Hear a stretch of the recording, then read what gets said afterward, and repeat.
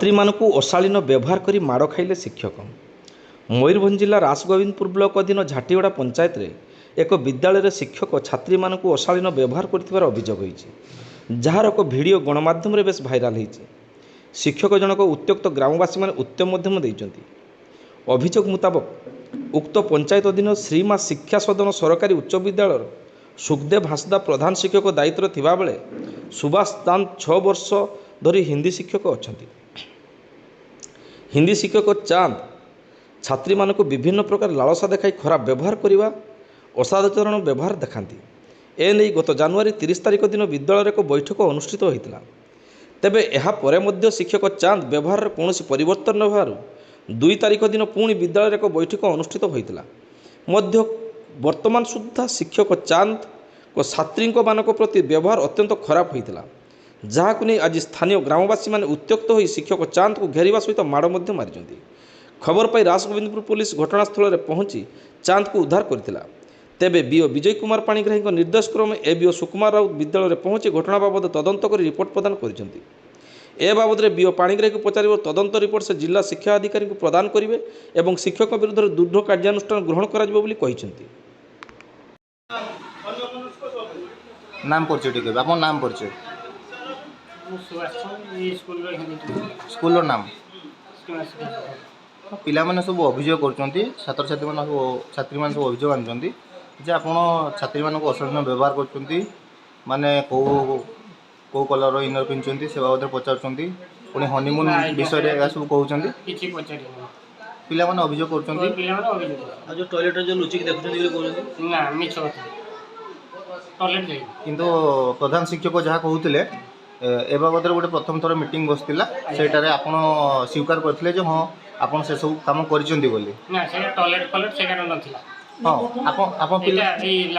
पिला अश्लील जो व्यवहार कर मानसिक जो जंत्रणा देती सब आप मानी मीटिंग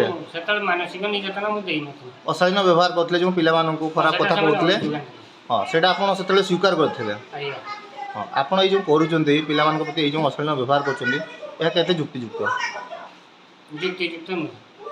आपको भूल होती पिला प्रति ये अशालीन व्यवहार करवा मिथ्या नुह प्रथम थर जो मीटिंग बसला से आप मानी जे आप मानी नहीं मोर जेहेतु लोकल स्कूल तेणु मुझे भावुनी दुर्नामित स्कूल केमी न हो से मानी स्कूल ट्रांसफर आगे कौ स्कूल थे बेतनटी स्कूल बेतनटी स्कूल में किसी केबी हाई स्कूल केबी हाई स्कूल बेतनटी सेठी किसी घटना होता कि ना बारंबार ये आप पिला माने अभियोग करने सांगे सांगे अभिभावक माने भी आज उत्तेजना हेले से स्कूल परिसर आसी अच्छा प्रथम दिन नाम परिचय मो ना श्री सुखदेव हंसदा श्रीमा शिक्षा सदन सरकारी उच्च विद्यालय प्रधान शिक्षक। तेज आज गोटे स्कूल गोटे अभावन घटना घटी जड़े शिक्षक हिंदी शिक्षक पिला सदाचरण करती पिला अभियोग कर अभिभावक अभियोग कर उक्त शिक्षक को माड़ भी कौन थी घटना घटना थर पूर्व जनवरी 30 तारिख दिन गोटे घटना घटी प्रथम थर से स्कूल पिला इलेक्शन आनी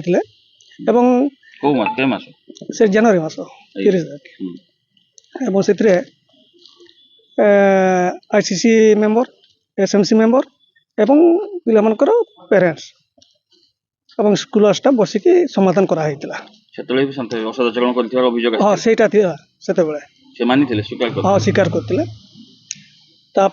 जेहेतु गाँव मास्टर भी तेणु ये जो स्वीकार कले से कमिटी जो पेरेंट्स एसएमसी से मैंने कहले यदि महेश मत भूल तो अच्छी एथता क्षमा करा जाओ ये भी क्षमा मांगले आ पुनरावृत्ति करी ना यदि पुनरावृत्ति हुए मुझे कहती मु मोर उच्च पद अधिकारी को जड़ेबी तेणु ये घटना आसला पुणी से समय उच्च पदाधिकारी को जन ना से समय जेहेतु स्कूल ये से मैंने कहले एथर आम यहाँ ये जेहेतु पेरेंट्स ही कहले जे एथर माफ कर दि जाए ता प्रतिबद्ध गोटे स्टेचू से गोटे देवे कहुला